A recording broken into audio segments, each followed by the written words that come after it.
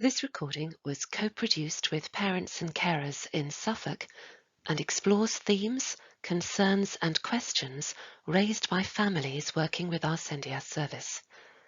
It will explore how the Children and Families Act of 2014 and the Mental Capacity Act of 2005 affect decision-making around education, health and care, or EHC, processes for young people with special educational needs or disabilities, or SEND. This video is not concerned with the new liberty protection safeguards. This recording will go through what mental capacity means and how a young person's ability to make a decision is assessed. We'll explain the key principles of the Mental Capacity Act of 2005. We'll explore how young people with SEND can be supported to make their own decisions, and we'll explore what happens when there is agreement and disagreement about a young person's mental capacity to make a decision. We've created timestamps under this video's description on YouTube, so you can click on the timestamp for a particular section and the video will open at that point. Under the Children and Families Act of 2014, a child will become a young person once they reach the end of compulsory school age. In other words, the last Friday of June in the academic year in which they turn 16. Parental rights regarding education, health and care, or EHC, processes will then switch to the young person. The SEND Code of Practice says that local authorities and practitioners should normally communicate directly with the young person at this point. The SEND Code expects that the young person's family and parents should continue to be involved in discussions. The young person may ask their parents to help in other ways, such as attending meetings, filling in forms, or receiving correspondence on their behalf. Young people with more complex special educational needs or disabilities may need much more support to help them participate in decisions about their lives and to communicate these. Some may be unable to make a particular decision at a particular time. The Mental Capacity Act sets out what should happen when people are unable to make a particular decision for themselves so that their best interests can be protected. The legal concept of mental capacity is contained in the Mental Capacity Act of 2005 and the Mental Capacity Act Code of Practice of 2007. This applies to all people over 16 years of age in England and in Wales. The Act defines mental capacity as the ability to make a decision. This includes day-to-day decisions such as when to get up in the morning, what to wear, as well as much bigger decisions like where we live and who we live with, and decisions which could have legal consequences. The law says that we should help and encourage people to make their own decisions wherever possible. When a person cannot make their own decision, other people have to decide what is in their best interests. Often, the person's family will make these decisions, but sometimes other people make that decision. The decision as to whether a young person has the mental capacity to make a particular decision is something that they and their parents and carers should make in the first instance. The Act expects carers to have a reasonable belief that someone lacks capacity before acting or making a decision on the young person's behalf. The Act outlines a number of principles and questions which need to be considered. Mental capacity is assessed in relation to a particular decision which needs to be made at a particular time. You cannot just say that someone lacks mental capacity generally.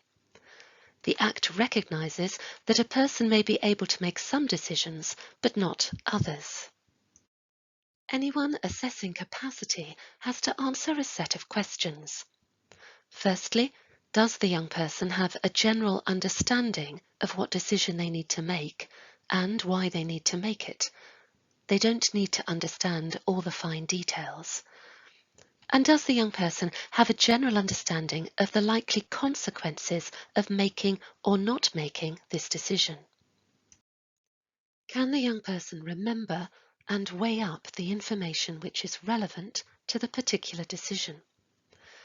If a young person with SEND can only retain information for a short while, it mustn't be automatically assumed that they lack the capacity to decide. It will depend on what is necessary for the decision in question. And remember that items like photographs, videos, and voice recorders may help a young person to retain the information. Is there any way to help the young person to make the decision themselves?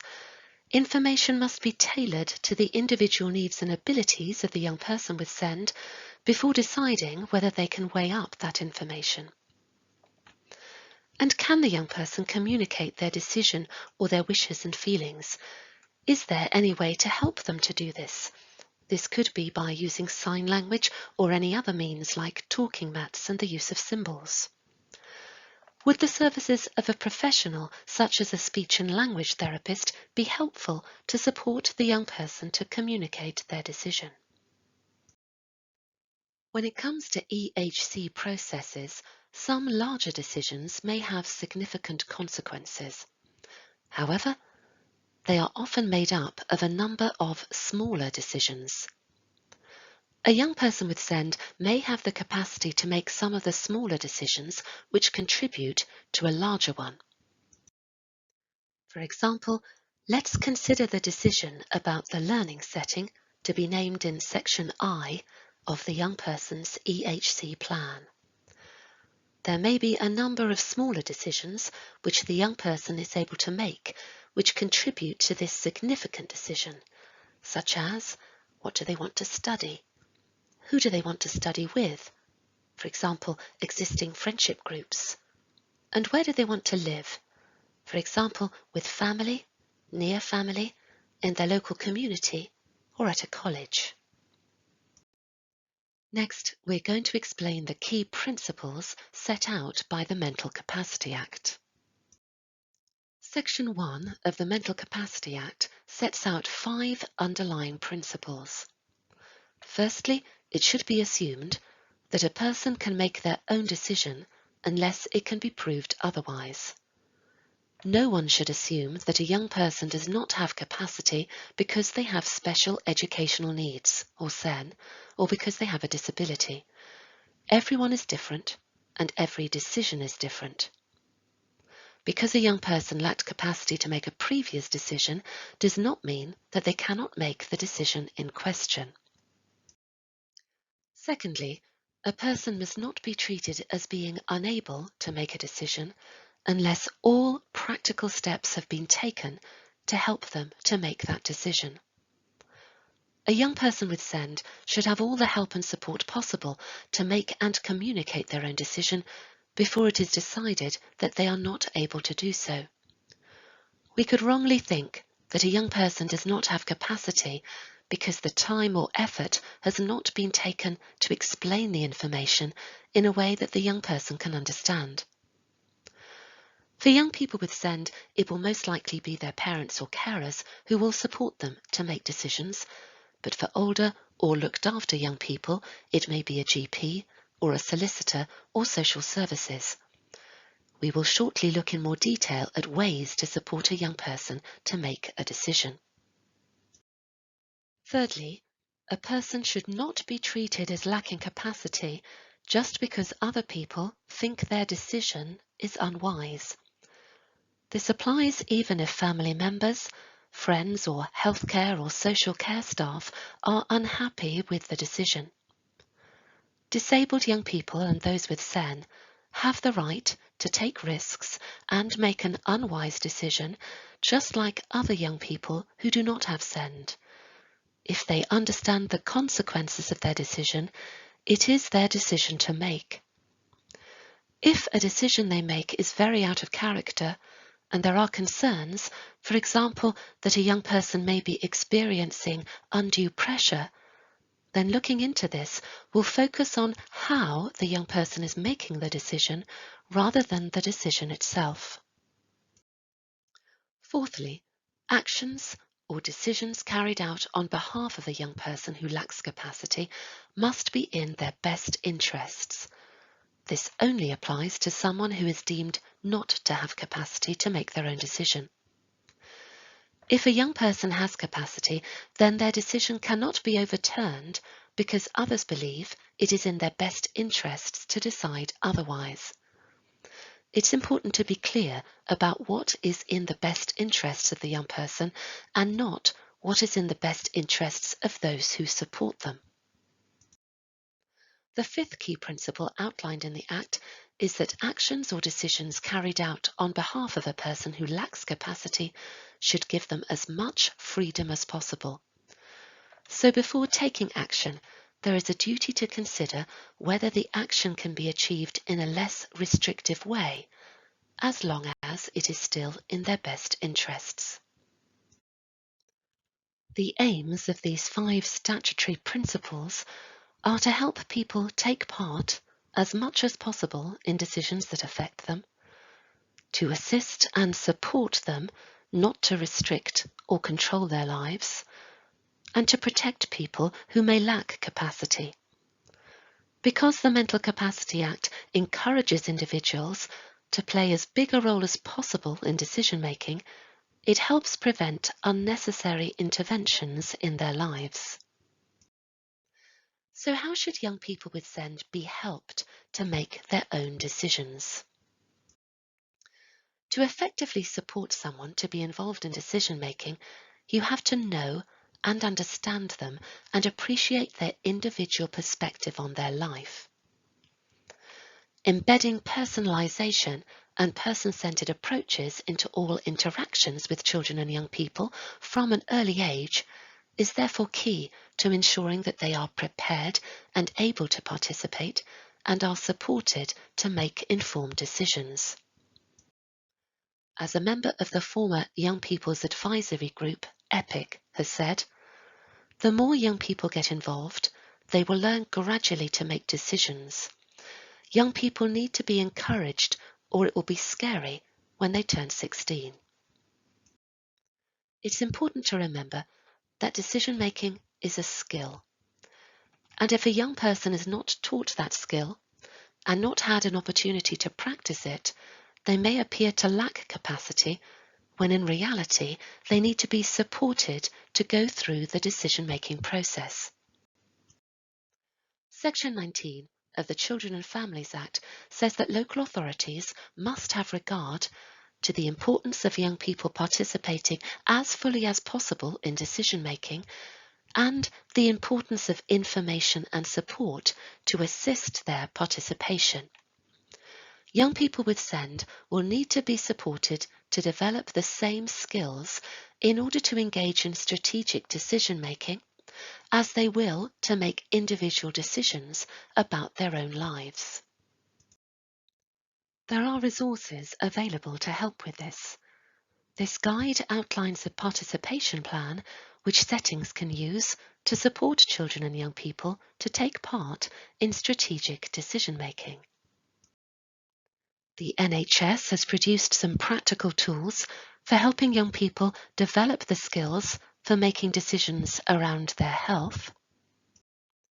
And they have also produced this easy read guide explaining the Mental Capacity Act and decision-making, which may help your child. Next, let's explore how young people with SEND can be supported at the point that a particular decision needs to be made. As we mentioned earlier, information must be tailored to the individual needs of the young person with SEND and be explained and presented in a way that is easiest for them to understand. This could include the use of photographs, objects, or images. It's important to make sure that the young person has all the relevant information they need to make a particular decision. It doesn't have to be all the fine details.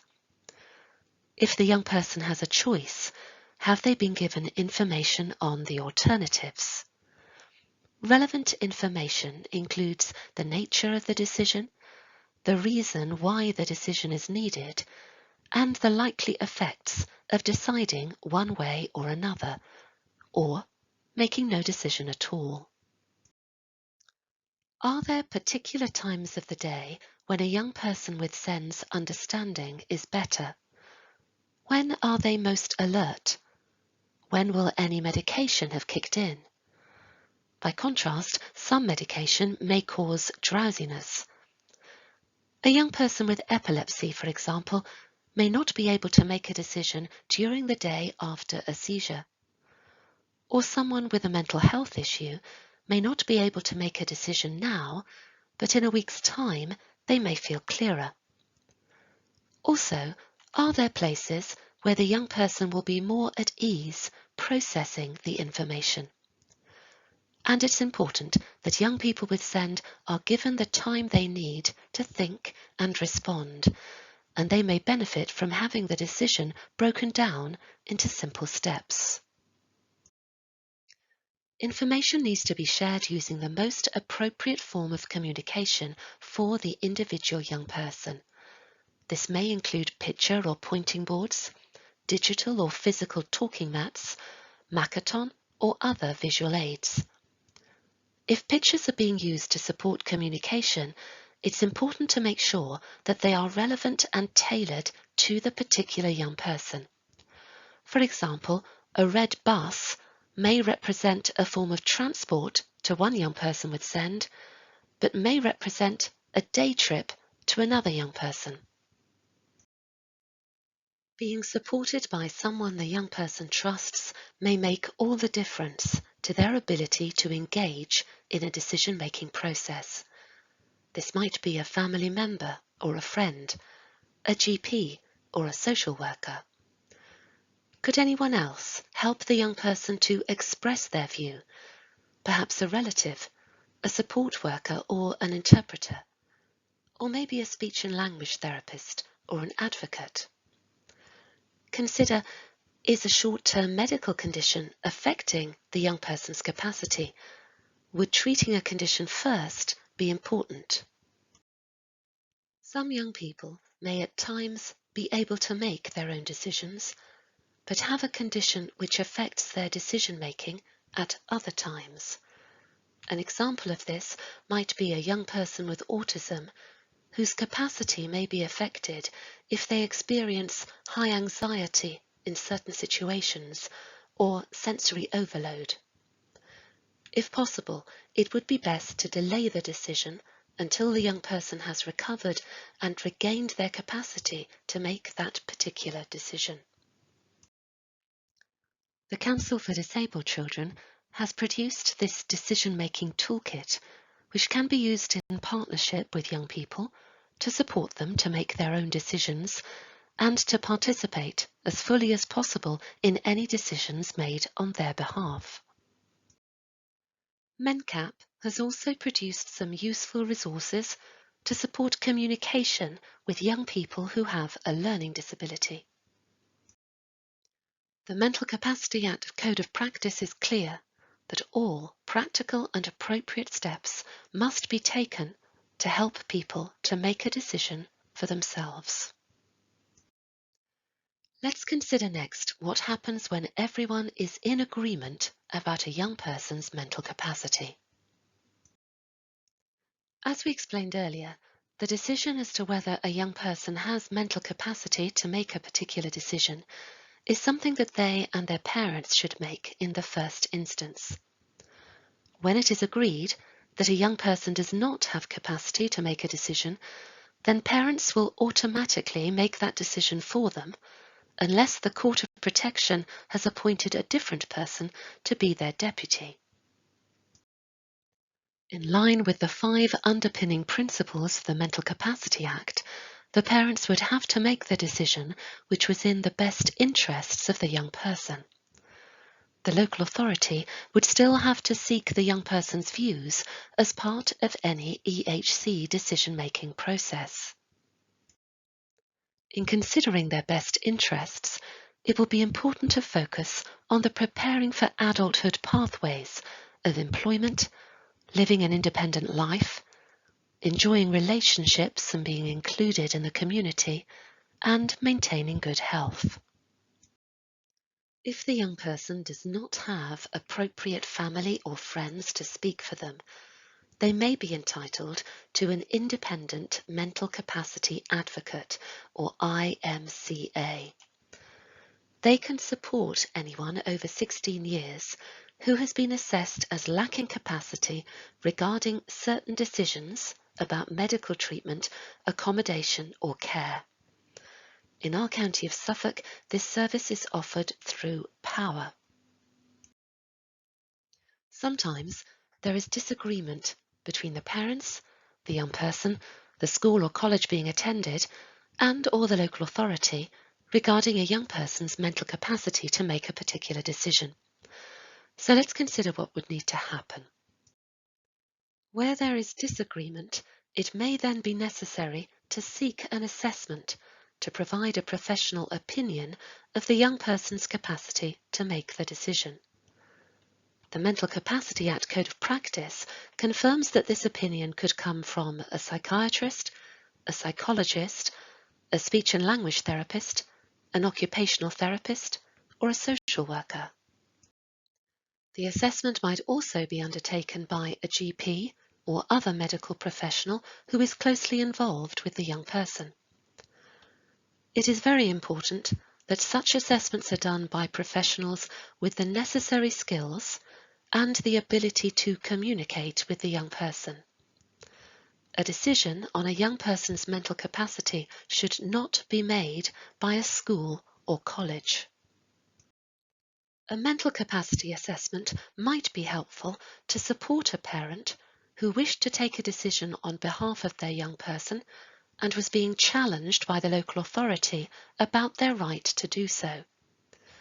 A parent would be expected to explain the basis of their belief that the young person lacked capacity, and an assessment might help them to do so. Such an assessment may not be necessary in all cases, depending on other evidence available to support the parent's belief. So parents are often involved in supporting their young person to make a decision, in sharing the best ways in which others can support and communicate with their child, supporting during an assessment of their mental capacity, making a decision or acting on their behalf, and being consulted when someone else makes a decision or acts on behalf of their young person. So this is just a recap of the 5 principles of mental capacity regarding young people with SEND. The starting point is always to assume that a young person with SEND does have mental capacity. All practical steps need to be taken to help the young person to make a decision themselves. Young people with SEND are allowed to make unwise decisions, just like young people who do not have SEND. Any decisions need to be made in the best interests of the young person, using the option which will still give them the most freedom over their lives. A final word about liberty protection safeguards. These relate to people who lack the mental capacity to consent to their care and support arrangements. This includes people within their own homes and supported living, as well as in a residential care home or a hospital. Sometimes care and support arrangements can restrict a person's life. This can be considered a deprivation of liberty, which has to be approved under the right legal framework. At the time of recording this video, this is deprivation of liberty safeguards, but this is planned to change in the near future to liberty protection safeguards. Liberty protection safeguards aim to ensure that people who do not have capacity about decisions regarding their care and treatment will have the proper protections to keep them safe and to limit restrictions on their lives. If you have questions and wish to find out more, contact our SENDIAS service for further information. This video was made by Suffolk SENDIAS, but every county will have an impartial and confidential send information, advice and support service.